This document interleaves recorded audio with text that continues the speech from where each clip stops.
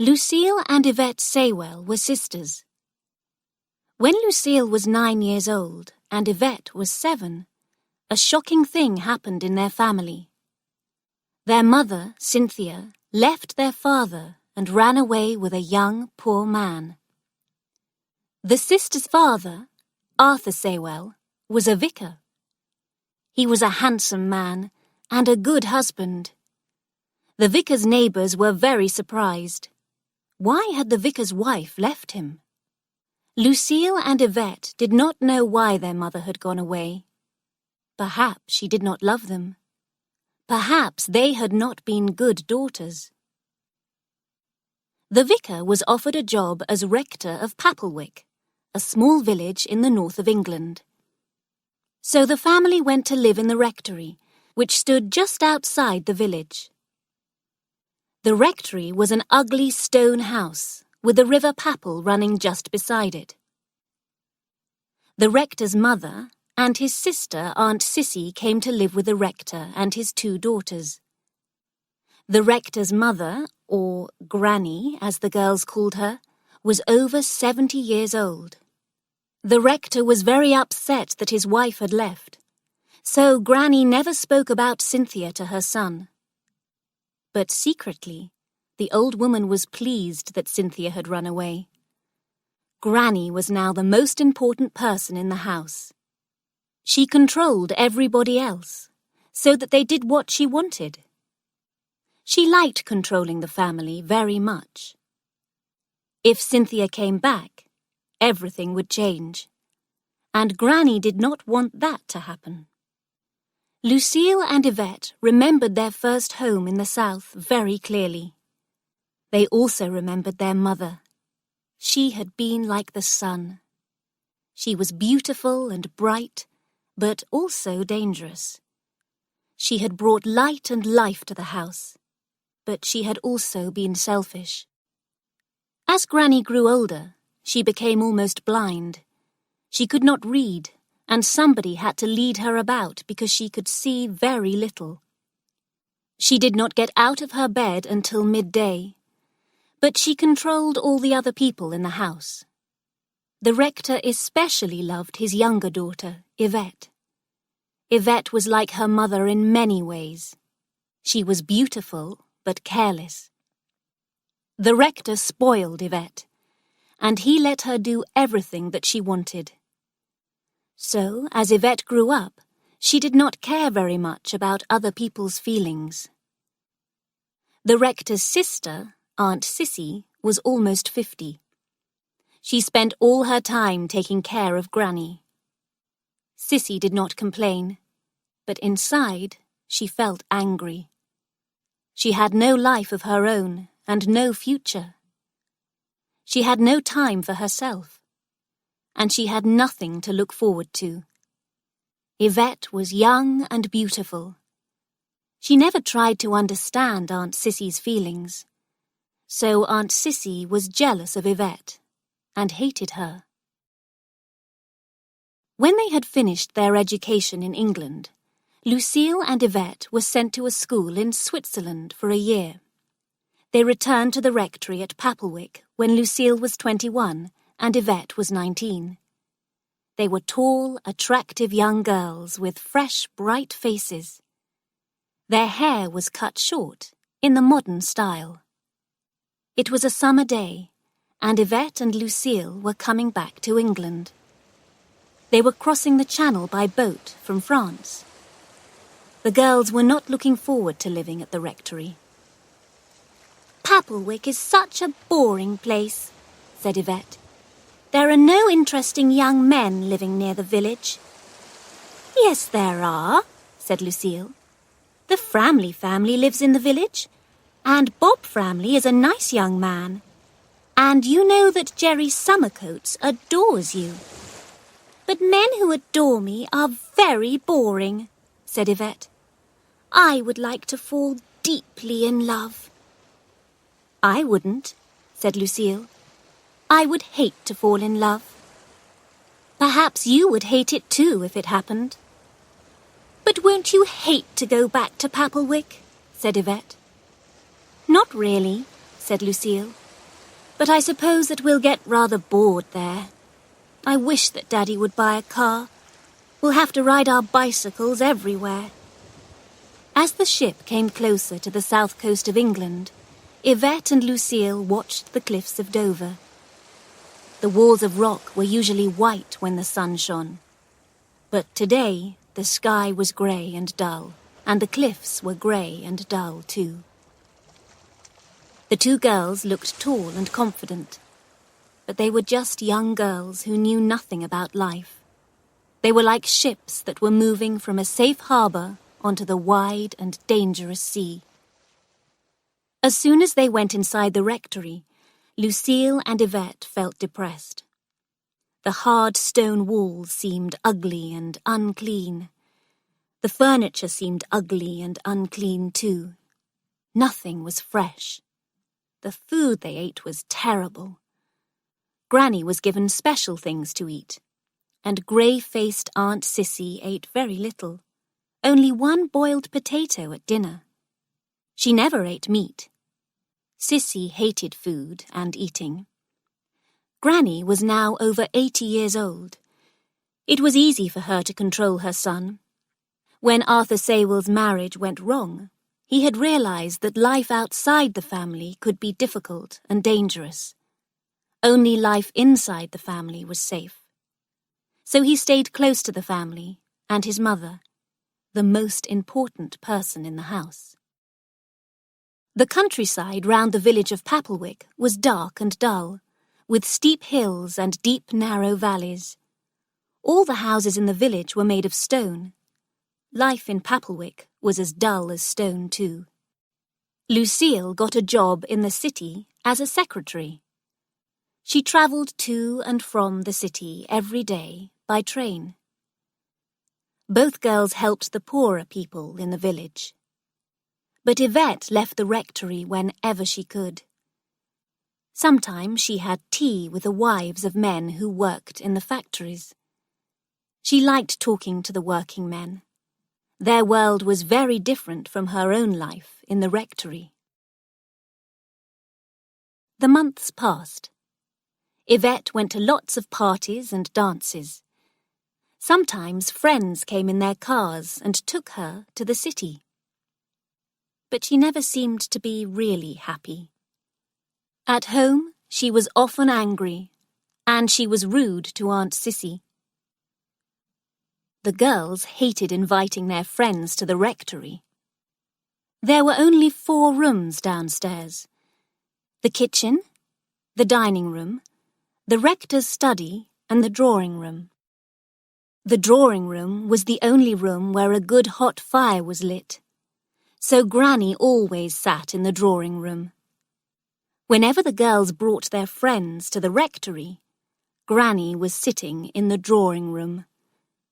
The girls never felt comfortable, and they could not relax when Granny was there. Granny liked meeting people. She wanted to be introduced to all the girls' friends. She wanted to know who the young people were. She wanted to know where they came from and every detail of their lives. When Granny had this information, she took control of the conversation. One afternoon, Lottie, Ella, and Bob Framley, some of Yvette's friends, came to the house. A young man called Leo Wetherell came too. Granny had not met Leo before, so Yvette had to introduce him to her. "Granny, this is Mr. Wetherell." "Mr. What did you say?" shouted Granny. "You must excuse me, I'm a little deaf. I can't hear properly." She held her hand towards Leo Wetherell and stared at him with her blind old eyes. Leo felt very uncomfortable. "We want to go on a picnic tomorrow," said Ella. "We're going to Bonsall Head in Leo's car." There was a wonderful view from the top of Bonsall Head. From this high hill, you could see across the countryside for miles around. Did you say Bonsall Head? Asked Granny. Yes. There was a silence. Did you say that you were going in a car? Asked Granny. Yes, said Yvette, in Mr. Wetherell's car. I hope that he's a good driver, said Granny. The road to Bonsall Head is very dangerous. Leo is a very good driver, said Yvette. Not a very good driver, said Granny. He is a very good driver, shouted Yvette. Then Aunt Sissy came into the room. Following her was the maid, who brought tea and a plate of little cakes. Several minutes later, Lucille returned from her job in the town. She was very tired and had black marks under her eyes. When she saw all the people in the drawing room, she gave a little cry of surprise. You've never spoken about Mr. Wetherell to me, have you, Lucille? Said Granny. I don't remember, said Lucille. You can't have talked about him, said Granny. I've never heard his name before. Yvette was eating the little cakes. Without thinking about anyone else, she took another cake from the plate. Aunt Sissy felt very angry with Yvette. She picked up her own plate, which had one small cake on it, and offered it to Yvette. Would you like my cake, too? She asked, in a voice that was polite, but cold with anger. Oh, thanks, said Yvette carelessly, taking Aunt Sissy's cake as well. Now she had 2 cakes on her plate. Aunt Sissy's face showed her feelings of hate. But Yvette did not notice that anything was wrong. Lucille and Yvette felt very tired when their friends left. The conversation between their friends and Granny had been very difficult. Yvette looked at her grandmother. Granny looked like a kind, weak old lady, but she was very strong. She wanted to control other people by knowing everything about their lives. She was like a fat old toad that Yvette had seen in the garden one day. The toad had sat by a beehive. It had caught and eaten the bees as they came out of the hive.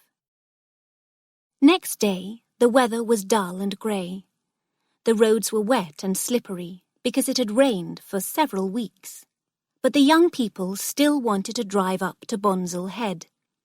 There were 2 men in the group, Leo Wetherell and Bob Framley. And there were 4 girls, Lottie and Ella Framley, who were sisters, and Lucille and Yvette. The young people all got into Leo's car. As he drove through the quiet villages, they all talked and sang songs.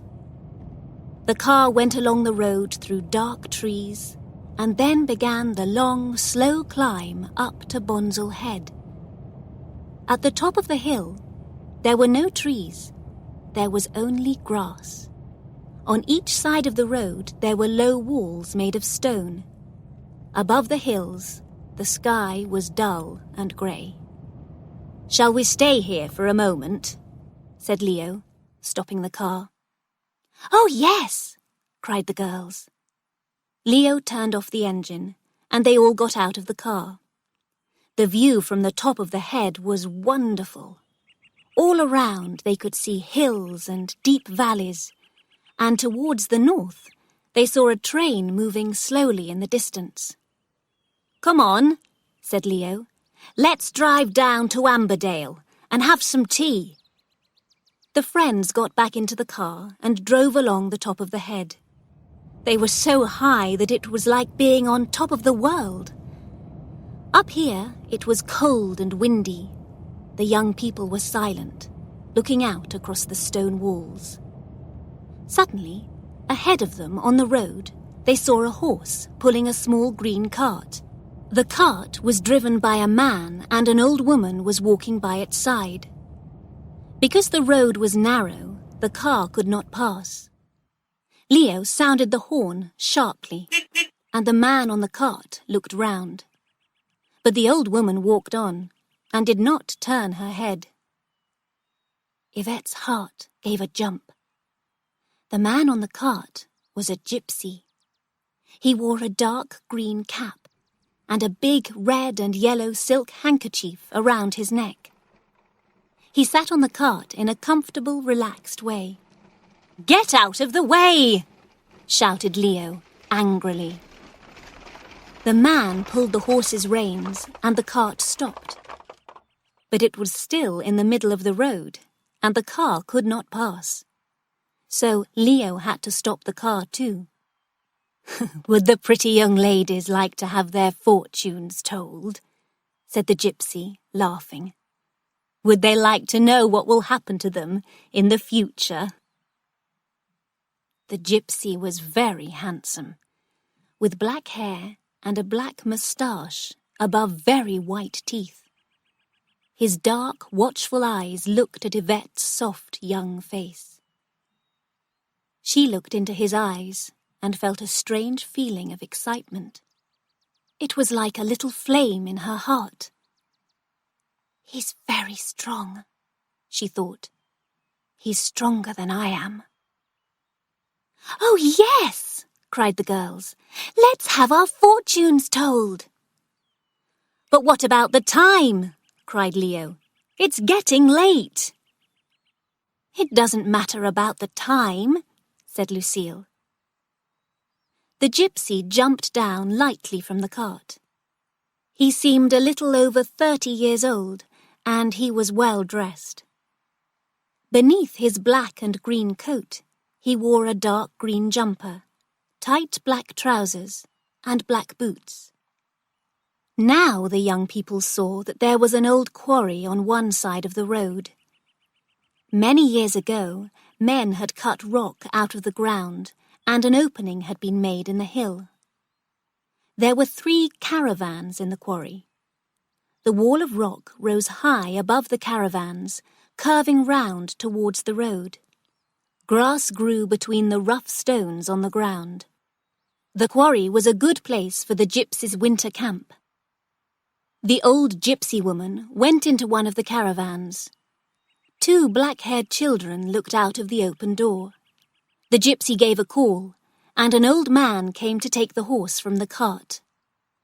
Then the gypsy went up the steps into the nearest caravan. At the same moment, a tall and handsome gypsy woman came down the steps.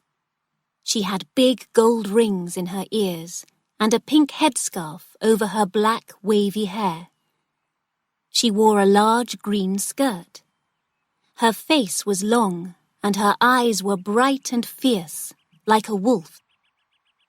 "Which beautiful young lady wants to hear her fortune?" the woman asked. "If she shows me her little hand, I can read her future." The woman's eyes looked sharply from face to face. Yvette, Lucille, Lottie and Ella all wanted the gypsy woman to tell them their fortunes. They agreed a price, and the woman pulled 2 wooden stools from under a caravan. The first girl, Lottie, sat down, and the gypsy woman looked closely at her hand. She told Lottie about her future life. Yvette was the last girl to have her fortune told. The gypsy woman stared into the girl's face. "I don't think that I want my fortune told," Yvette said nervously. "Are you afraid?" asked the woman. "Do you have a secret? Would you like to go into the caravan where nobody can hear?" "Yes," said Yvette. "I'll go into the caravan." The gypsy woman called something to her husband. The gypsy man appeared at the top of the caravan steps. He was holding a small black-haired baby in his arms. He came down the steps, looking at Yvette as he passed. Yvette followed the woman up the steps of the caravan. At the top, She turned towards her friends. "I won't be long," she said. Yvette's coat had soft grey animal's fur around the collar. The collar was open, showing the white skin of her throat and her pale green dress. She knew that the gypsy man was looking at her as she entered his house. Yvette's friends waited for a long time. It was getting dark and cold. At last the caravan door opened and Yvette came out. The gypsy woman followed her. "Was I away a long time?" asked Yvette, not looking at anybody. "I hope that you weren't bored. Wouldn't tea be nice? Shall we go?" "You get in the car," said Bob Framley. "I'll pay." He gave some money to the gypsy woman. As Yvette got into the car, she also put some money into the woman's hand. Leo started the engine and switched on the car's lights.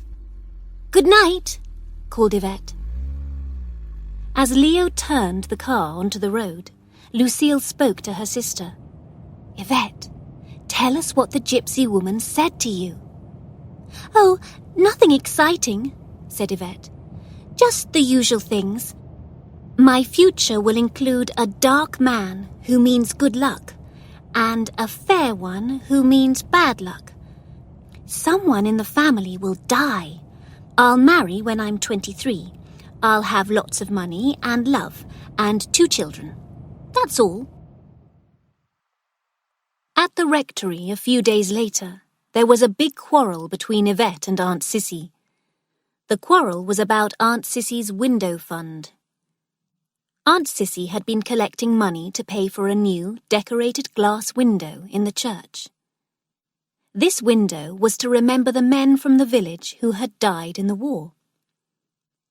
Aunt Sissy had asked Lucille and Yvette to collect money for the window fund too. She gave each of them a special money box. The quarrel started when Aunt Sissy asked the girls for the money from their boxes. There was very little money in Yvette's box, only 15 shillings. "But some money must be missing. Where is the rest of it?" asked Aunt Sissy. "Oh," said Yvette carelessly, "I borrowed it." Aunt Sissy was very angry with Yvette. Yvette's father, the rector, was angry too.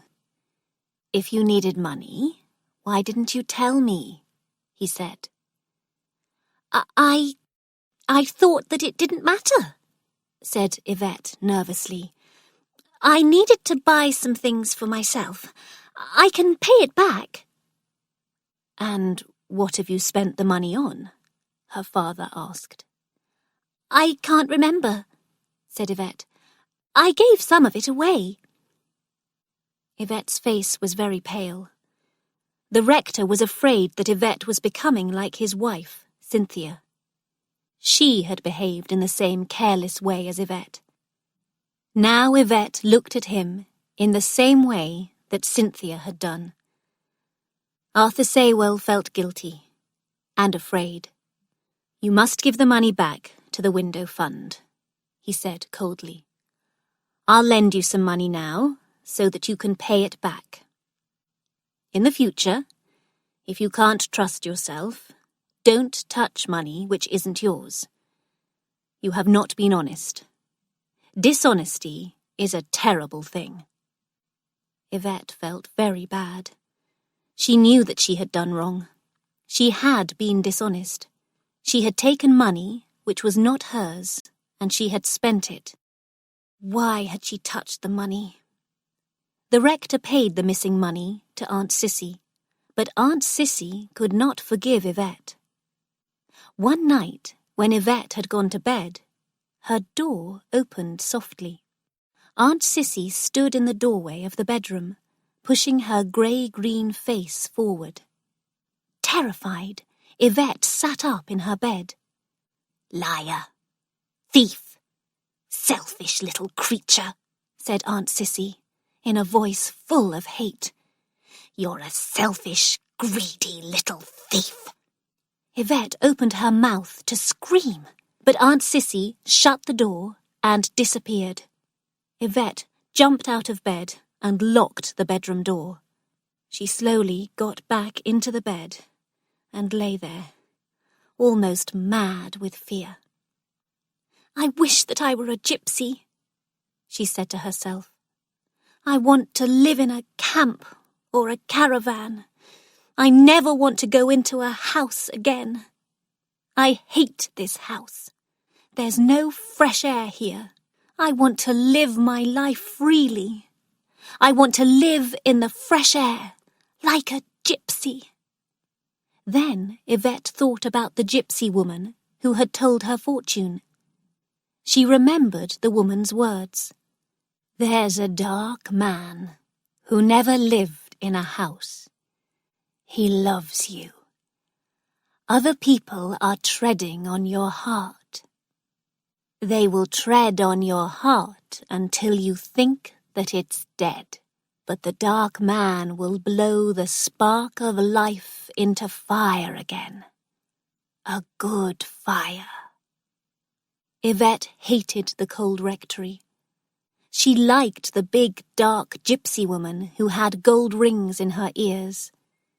She liked the woman's strong hands and the gypsy man. Yvette remembered the way that he had looked at her, and her body shook.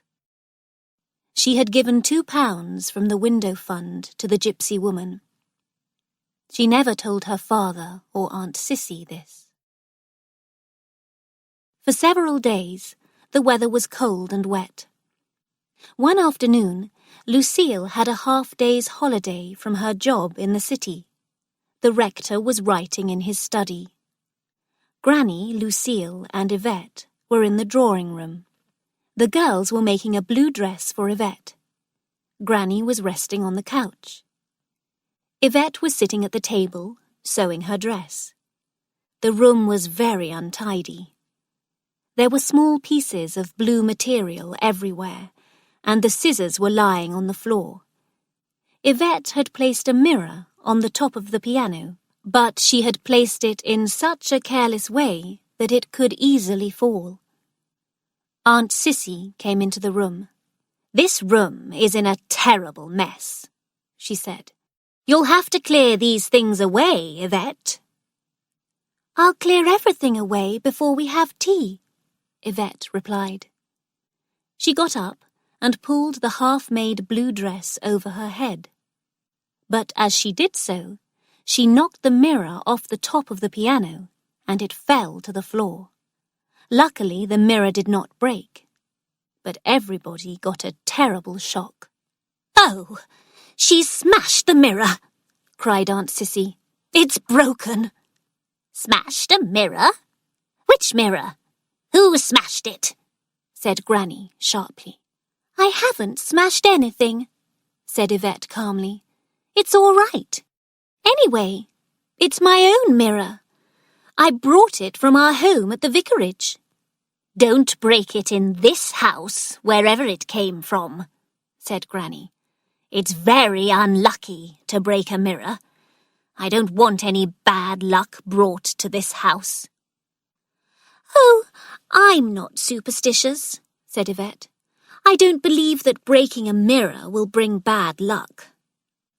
"Yvette, will you please tidy this mess and put your things away?" said Aunt Sissy. "It's really terrible to live with people who are always making a fuss about small things," cried Yvette angrily. "Which people are you talking about?" said Aunt Sissy. "You know who I'm talking about," said Yvette. "I'm talking about the people in this awful house." "Well," said Granny, "thank goodness that there's nobody evil or mad like your mother in our family." For a second, there was a terrible silence. Then Lucille stood up quickly. "You shut up!" she shouted at Granny. Aunt Sissy angrily jumped towards Lucille and began to push her out of the room. "Go to your bedroom," she cried. "Stay in your room until you've apologized to Granny. Say that you're sorry, then you can leave." "I shall not apologise," shouted Lucille, and she left the room. Yvette stood in the centre of the drawing room. She was still wearing the half-made blue dress. She was shocked by what Lucille had said to Granny, but she was also very angry with Granny. The rector came in. "What's wrong?" he asked. "Oh, nothing," said Yvette carelessly. "Lucille told Granny to shut up when she was saying something." "Lucille must learn to control her nerves," said Granny. "The mirror fell down, and it worried me. Yvette said something about superstitions and the people in this awful house. I said that the people in this house weren't evil or mad. Then Lucille told me to shut up, but it's only because of her nerves." Yvette was shocked. Granny was not telling the rector the truth. Granny had said that the girl's mother was evil and mad. Aunt Sissy came back into the room. "I've told Lucille not to come out of her room until she apologises," she said. "I don't want an apology," said the old lady. "Lucille's nerves made her behave like that." Yvette's body was shaking inside as she collected her thread, scissors, and other sewing things. She went up the stairs to see Lucille. Halfway up the stairs there was a window. Yvette always looked out of this window, hoping to see someone on the road. The rectory was beside the River Papel. The road curved round the house, down to the bridge over the river, and on up to the village. A horse, pulling a green cart, was coming down the road. It was driven by a man who was sitting on the front of the cart. He was wearing a green cap. It was the gypsy. At the back of the cart there were metal pots and pans and long brushes. The gypsy crossed the bridge and passed along the road by the rectory wall. He looked up at the old stone house and saw Yvette standing at the window. He nodded his head to her. Yvette was still wearing the blue dress, but it had no sleeves. Because she was a little cold, Yvette rubbed her hands along her pale arms. The gypsy stopped at the white gate of the rectory and jumped down from the cart. He took some brushes and other things from the back of the cart and turned towards the house. He looked up at Yvette as he opened the gate.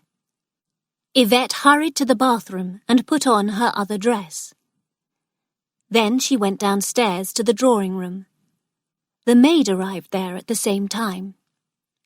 "Aunt Sissy," Yvette said, "there's a man selling brushes at the door. Shall I go and see him?"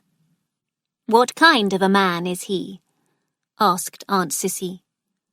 "A man with a cart," said Yvette.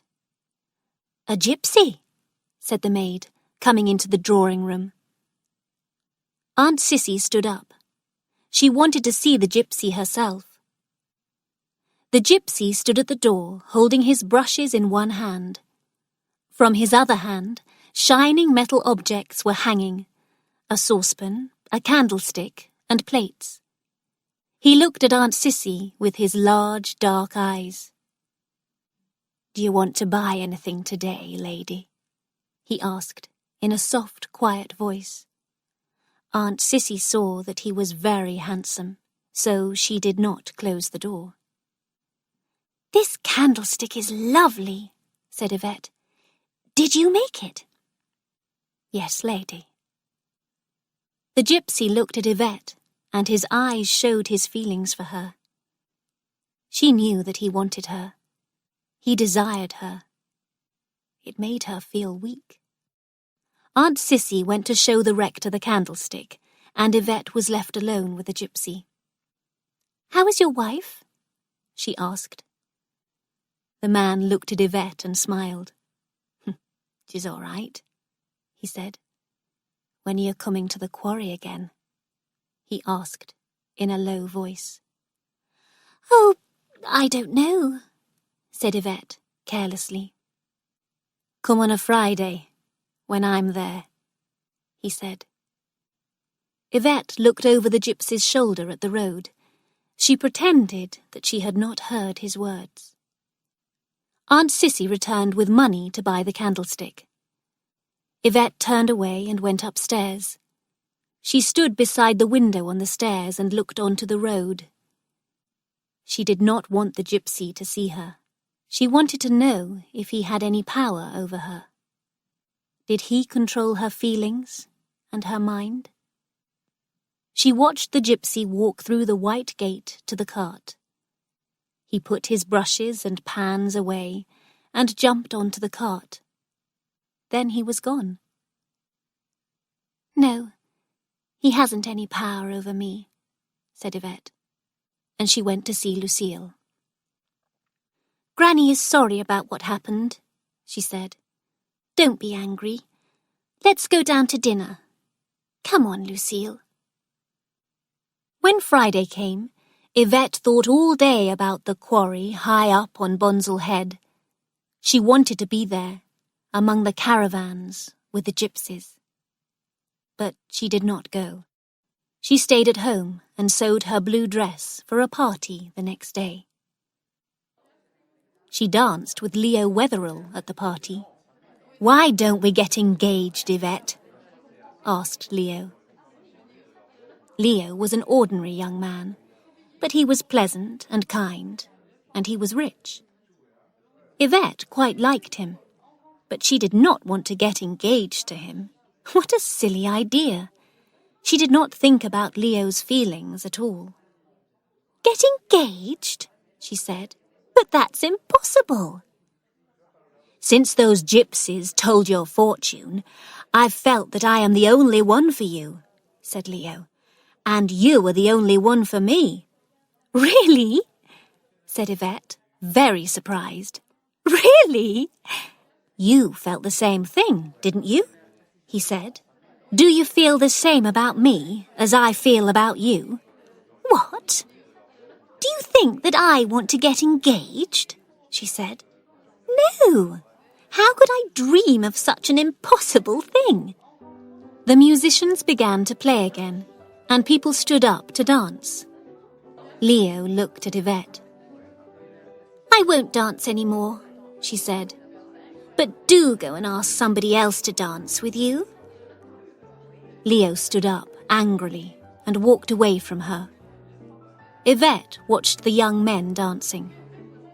Then, suddenly, a picture of the gypsy came into her mind. She saw his face, his straight nose, his smiling lips. She saw his black eyes, which seemed to look deep into a dark, secret place inside her. The gypsy was so different from the young men around her. Yvette did not want any of them. When Leo smiled at her, his smile did not make a flame burn in her heart. The next week, it rained again. But when Friday came, it was sunny and cold. Yvette told her family that she was going for a ride on her bicycle. But she did not tell them that she was going to visit the gypsies' camp. It was February, and the sun was not strong enough to melt the ice on the ground.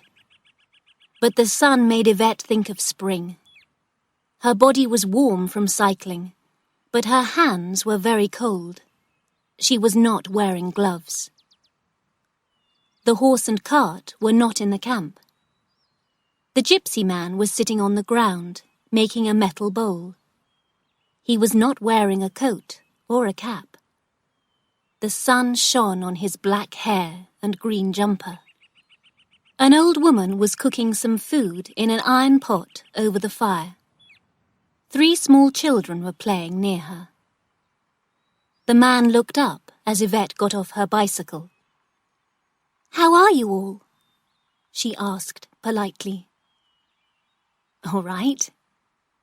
Do you want to sit down for a minute?" he said, pulling a wooden stool from under a caravan. Yvette went to the fire to warm her hands near the flames. "Are you cooking dinner?" she asked the old woman. "Yes," the woman replied. "Dinner for him. And for the children." She pointed at the 3 black-eyed, black-haired children. They were staring at Yvette. The gypsies, their caravans, and everything in the camp was clean and tidy. The children began to play again like little wild animals. "Are they your children?" Yvette asked the gypsy man. He looked straight into her eyes and nodded. "Where's your wife?" "She's taken the cart to try and sell things. I don't go selling things. I make them, but I don't go selling them. Not often." Yvette sat down on the stool. "You said that you would be here on a Friday," she said. "And the weather was fine today, so I came this way." "It's a very fine day," said the gypsy. "Do you want some dinner? There's meat with some beans in it." "Yes, please. I'll have just a little," said Yvette. "Do you want to come up into the caravan and wash your hands?" "No, thank you," she said. "They're clean." They ate the food, sitting round the fire. The children sat on the ground, eating beans and meat with a spoon or their fingers. The gypsy man was silent. Then the old woman made some coffee. Yvette took off her hat and shook her short brown hair in the sunshine. "How many children do you have?" Yvette asked suddenly. "5, I think," replied the gypsy slowly, looking up into her eyes.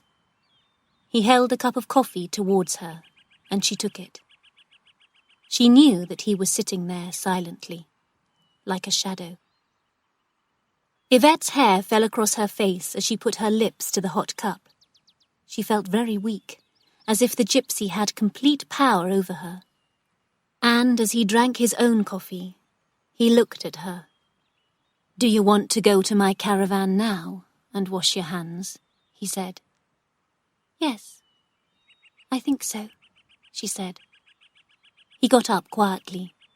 Then he spoke a few words to the old woman and climbed up the steps to his caravan. Yvette stood still at the bottom of the steps. Suddenly they heard the sound of a car.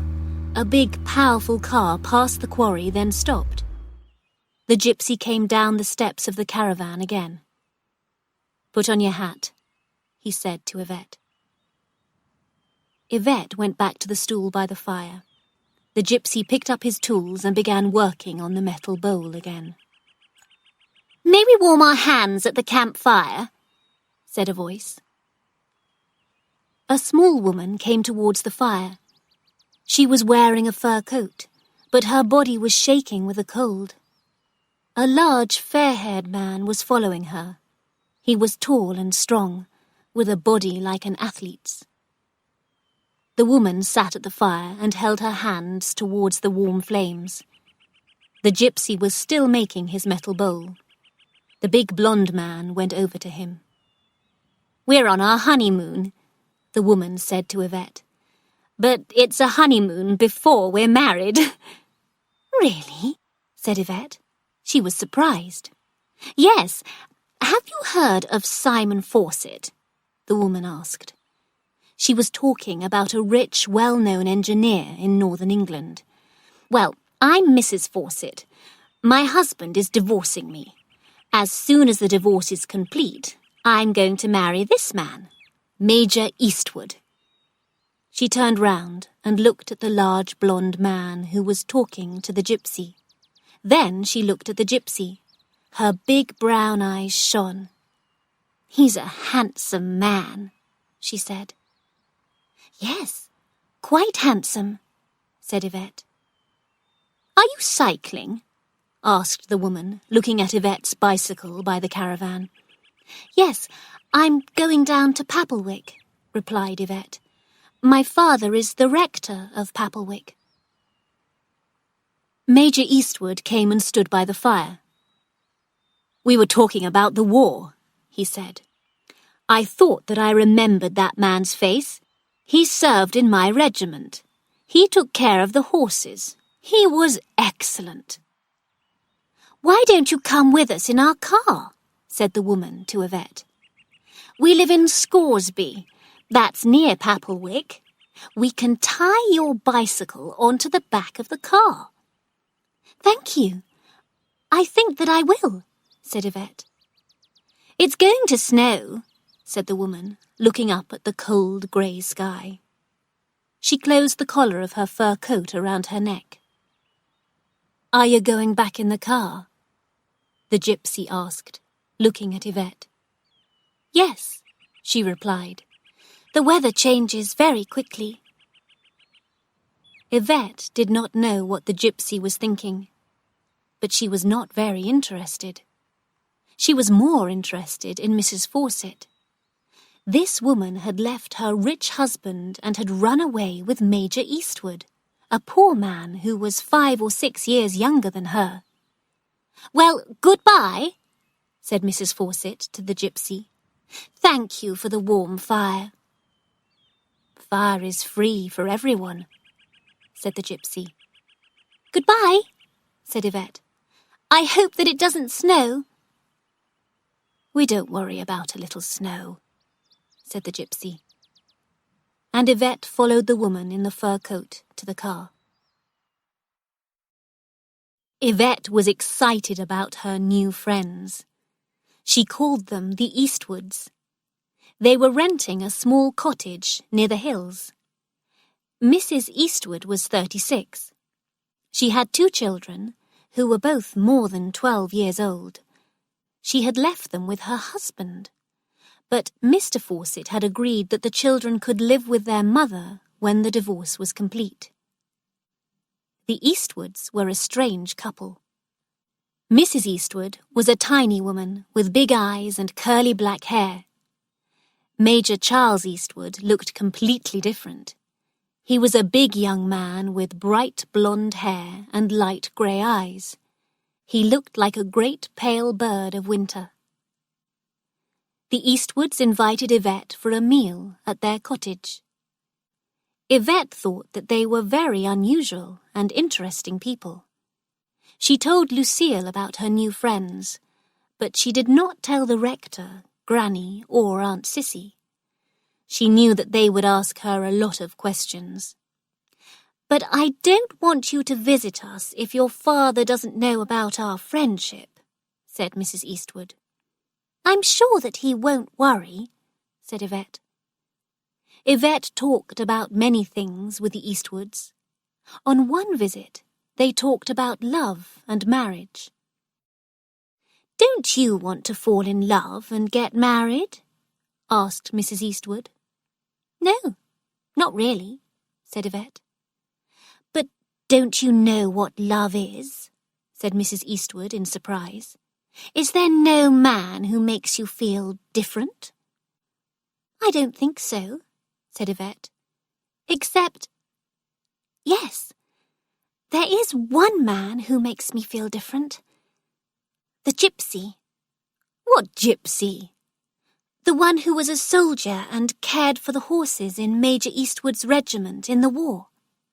"You're not in love with him?" said Mrs. Eastwood in a shocked voice. "Well," said Yvette, "I don't know. He's the only man who makes me feel different. He really is. He looked at me in a different way from any other man. He looked as if he really desired me, really wanted me." "What a horrible man!" cried Mrs. Eastwood. "Do you think that he shouldn't look at me?" asked Yvette. "No, he certainly should not," cried Mrs. Eastwood. "But it was rather wonderful. It really was," said Yvette. "And nothing like that has happened in my life." "I think," said the Major, "that desire for a woman is the most wonderful thing." "Do you think that the gypsy is special?" asked Yvette. "If I were you, I should know," said the Major. "But she can't possibly marry him and live in a caravan," said Mrs. Eastwood, in a shocked voice. "I never said that she should marry him," said Major Eastwood. "And she shouldn't have a love affair," said Mrs. Eastwood. Major Eastwood thought for several moments. "That gypsy was the best man that we had who worked with horses," he said. "He became ill and almost died. I almost died, too. I was buried for 20 hours under snow. I was only found by accident." "Oh," said Yvette, "life is so terrible." Yvette had thought that her father would not worry about her friendship with the Eastwoods, but when the rector heard about them, he was very angry. "I've heard that your new friends are the half-divorced Mrs. Fawcett and her boyfriend, Eastwood," he said. "They're very nice," said Yvette. "They'll be married in about a month. I like them very much. They both seem such honest people." "You've got a strange idea about honesty," said the rector. "Eastwood is a young man who lives with a woman older than himself. He lives on her money. The woman has left her home and her children. And you seem to know them very well. Where did you meet them?" "I was riding my bicycle," said Yvette. "I met them on the road. They came along in their car and we started to talk." "And how many times have you visited them?" "I've been to their cottage in Scoresby twice." The rector looked at Yvette with hate in his eyes. He remembered his wife, Cynthia. Cynthia had behaved like Mrs. Eastwood. Cynthia had left him and run away with a younger, poor man. His daughter liked the Eastwoods. She did not think that their behaviour was wrong. Was Yvette becoming like Cynthia? "Yvette, why do you make friends with people like the Eastwoods?" he said. "Aren't there enough good people in the world for you? You must stop this kind of behaviour, or you will have to live with mad, bad people."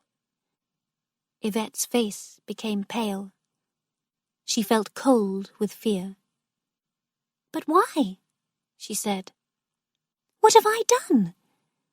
Is it a very bad thing to be friends with the Eastwoods?" "Don't say any more," said the rector. "I'll kill you before you go down the same bad road as your mother." Yvette looked at her father. The skin of his face was pale yellow, and his eyes were mad with fear, anger, and hate. Yvette felt very cold and lonely. There was a terrible silence. "Are you saying that I can't be a friend of the Eastwoods?" she asked again. "You can be their friend if you wish," said the rector. "But if you are, you cannot be with your granny, your Aunt Cissy and Lucille. You have to choose between clean people, like your granny, and people who are unclean in their bodies and minds." There was another silence. "All right," said Yvette at last. "I'll write to the Eastwoods. I'll say that you don't want me to know them." She walked quietly out of the room and wrote a note to Mrs. Eastwood. "Dear Mrs. Eastwood, Daddy isn't happy that I'm visiting you, so you'll understand that I can no longer come to Scoresby. I'm very sorry." After she had sent the note, Yvette felt empty. Her life was dull. Her home was cold and loveless. She thought about the gypsy again. She wanted him to hold her in his arms and keep her safe from her father. Her feelings for her father had changed. She still liked him, but she no longer loved him. His words had hurt her very much, and she began to hate Granny. Whenever she saw the fat, blind old woman sitting in the drawing-room, she thought of a great toad. After she had sent the note, Yvette saw the gypsy twice. Once he came to the house with things to sell. She stood by the window on the stairs and watched him, but she did not go downstairs and talk to him. The second time that Yvette saw the gypsy, she met him by accident. It was March, and the weather was sunny. Brightly coloured spring flowers were growing in the woods and on the hills and fields. Yvette was cycling along the road. She saw the gypsy coming out of a stone cottage. His horse and the green cart were standing in the road. He returned to the cart with some of his brushes. Yvette got off her bicycle. As soon as she saw him, she loved him. She knew that she loved the way that he moved. She loved his face as he turned silently towards her. She felt that she knew him better than she knew anybody. She knew him better than her sister, Lucille. She felt that she belonged to the gypsy forever. "Have you made anything new?" she asked, looking at the things on his cart. "I don't think so," he said. When the gypsy looked at her, there was still desire in his eyes, but now the desire was less strong. "The old gypsy dreamed something about you," he said. "Did she?" cried Yvette, very interested. "What did she tell you?" She said, "Be braver in your body, or your look will leave you." And then she said, "Listen for the voice of water." "What does that mean?" asked Yvette in surprise. "I asked her that question," the gypsy said. "She says that she doesn't know." Then he was silent as he looked at her soft face. "All right," she said. "I don't understand the words now, but perhaps I'll understand them in the future." She looked at him with clear, shining eyes. "Aren't you coming to the quarry again?" he said. "Perhaps I'll come sometime," she said. "It's spring," he said, smiling and looking round at the sun. "We're going to pack up our camp soon and go away." "All right," Yvette said. "Perhaps I will visit before you go. I'll come and say goodbye to your wife and the old woman who sent me the message." But Yvette did not visit the gypsies' camp at the quarry. She went out with her friends to parties, and she danced with Leo Wetherell. She wanted to go and say goodbye to the gypsies, but she did not. It was Friday afternoon. The weather was fine, and the sun shone brightly on the yellow flowers in the rectory garden. The river Papel was very full of water. The water rushed quickly and noisily under the stone bridge. It was unusual for the river to have so much water in it. Yvette felt very lazy. She did not want to do anything. She walked in the garden by the river. The rector had gone out, and Lucille was at work. Granny was inside the house with Aunt Sissy. Yvette sat on a wooden seat, which was only a few feet above the river. She thought about the gypsies. "The gypsies' camp is a better home for me than here in the rectory," she thought. Yvette looked again at the river. The brown water was rushing past the garden extremely quickly. She remembered the message from the old gypsy. "Listen for the voice of water." Yvette heard a voice calling her name. Aunt Sissy was standing by a door of the house, waving her hand. "Yvette, I'm going to the village," Sissy shouted. "I won't be away for long. Don't forget that Granny is alone." "All right," Yvette shouted back. The sun was beginning to go down. It was past 5 o'clock. Yvette would have to go back into the rectory soon. Once again, she would have to be in those horrible rooms with Granny. She walked by the river. She did not want to go inside the ugly house. Suddenly, she heard the sharp noise of a horse and cart on the road, and somebody was shouting. It was the gypsy. He was waving his hands at her wildly and shouting. Yvette turned and looked behind her. At that moment, she heard a sound like the roar of a great and dangerous animal. A huge wall of water was coming around the bend of the river and rushing down towards her. The gypsy was shouting and running across the garden. He pulled her arm and screamed, "Run!" The huge wave of water swept Yvette off her feet. The gypsy pulled her towards the house. He was trying to take her to the steps that led up to the front door. But before they reached the steps, another wave hit them and covered their heads. The water was as cold as ice. The gypsy pulled Yvette up again. "Go to the steps," he shouted in Yvette's ear, pushing her in front of him. At last, they reached the steps of the house. Another wall of water came roaring to the house, and the wall shook. The gypsy pushed open the door, and they were swept inside. The water filled the hall. Suddenly, they saw Granny come out of the drawing room.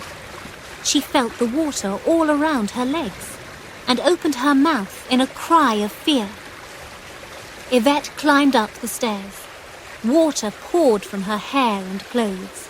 The gypsy followed her, his wet black hair over his eyes. From the top of the stairs, they stared at the flood which rushed through the hall below them. Yvette saw Granny's body in the water. Her old face was purple, and her mouth opened and closed, but no sound came out. She was trying to hold onto the stairs with one hand. Yvette saw the old woman's gold wedding ring shining on her finger. Another wave of water struck the house, and there was a strange cracking noise. Yvette reached the door of her bedroom. The water moved below them like a wild brown sea. They felt the house begin to move. "The house is going to fall," shouted the gypsy. "Where is the chimney? The chimney is strong. It won't fall. We must get near the chimney. Then we'll be safe." "Come in here, said Yvette. The chimney was in one wall of Yvette's bedroom. They went into the room, and the gypsy looked out of the window. Outside, between the house and the hill, there was a sea of water. Broken trees and other things were being swept around in the wild brown flood. There was a terrible noise from somewhere in the house. Walls were falling. "It's all right," said the gypsy. "This room is safe." He pointed to the chimney. "Look, the chimney is strong. It's like a tower, but we must get warm. Take off your wet clothes and get into the bed. I'll rub you with a towel so that you can get dry. I'll dry myself too." The gypsy pulled off his wet clothes. He took a towel and began to rub his cold, wet body quickly. Yvette took off her dress. Her body was shaking. The gypsy went to the door and looked out. The sky was quite dark now. The end of the house that was nearest to the river had gone. The water had swept the walls away. The stairs had disappeared too. "It's all right. The water isn't rising any higher," said the gypsy. "Get into the bed. Lie under the blankets." Yvette pulled the sheets and blankets over her head. Her body was shaking with cold. Suddenly she uncovered her head and looked at the gypsy. Make me warm," she cried. Her teeth were snapping together between each word. "I will die from the cold." The gypsy nodded his head and held her in his arms. His body was shaking too. He held her body tightly against his own body. Slowly they began to feel warm again. At last they slept. The next day the sun was shining in a beautiful blue sky. The bridge had broken and disappeared, but the water had stopped rising.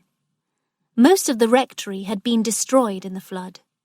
The southwest corner of the house was now a great pile of mud and stones.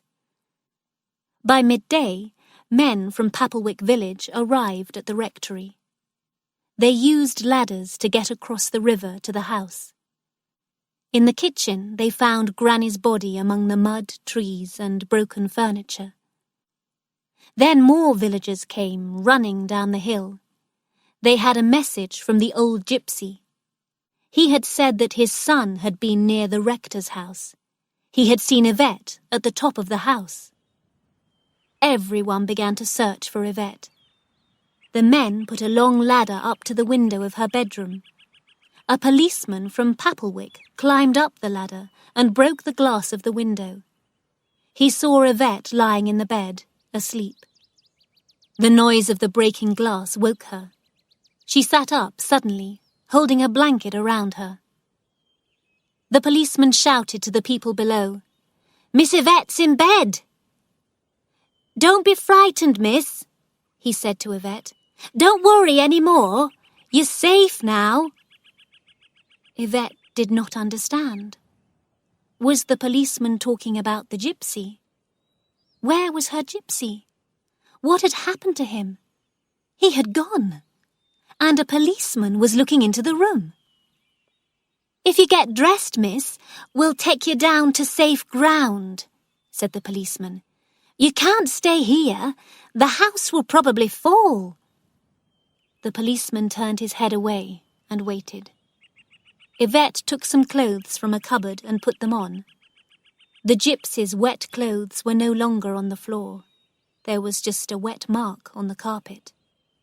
Yvette called to the policeman. "We must get out of the house as soon as possible, miss," he said. "The house may fall." "Really?" said Yvette calmly. "Is it as bad as that?" She heard shouts from outside. She went to the window and looked out. There, below, was her father. The rector's arms were wide open, and tears were running down his face. "I'm all right, Daddy," Yvette said calmly, and tears began to run down her own face. "Don't cry, miss, don't cry," said the policeman. "The rector has lost his mother, but he's very thankful that you're alive." "Is Granny drowned?" asked Yvette. "I'm afraid that she is dead, poor lady," said the policeman. "Can you go down the ladder, miss?" Yvette looked at the ladder. It did not look safe. But then she remembered the words of the old Gipsy. "Be braver in the body." "Oh, yes," she said. At the bottom of the ladder, she ran into her father's arms. Later, a car took Yvette and her father to the Framleys' house. Lucille and Aunt Sissy were waiting there. Lucille cried when she saw that her sister was safe. Even Aunt Sissy was happy that Yvette was safe. "I can't cry about Granny now that Yvette is alive," Aunt Sissy said. The flood had happened because of a great reservoir 5 miles from the rectory. The reservoir contained a huge amount of water, but the wall of the reservoir had become weak and had suddenly burst. The water had rushed through the broken wall and down to the village in a great flood. Yvette did not tell anyone that the Gipsy had been in her bedroom. She only said that he had taken her inside the house. She said that she had climbed up the stairs alone. But Yvette knew that the Gipsy had escaped. The old Gipsy had come to the village to get the horse and cart. He had said that his son was safe. "We should thank the Gipsy who saved Yvette's life," said Lucille. The rector and his daughters went to the quarry, but it was empty. The gypsies had packed up their camp and left. That night, Yvette lay in her bed and thought about everything that had happened. There was a deep pain in her heart. "Oh, I love him. I love him. I love him," she said to herself. Sometime later, Yvette received a short letter. "Dear Miss, I saw in the paper that you were all right. So was I. I hope that I'll see you again one day. I came that day to say goodbye, but the water gave me no time. Your servant, Joe Boswell." For the first time, Yvette realized that the gypsy had a name.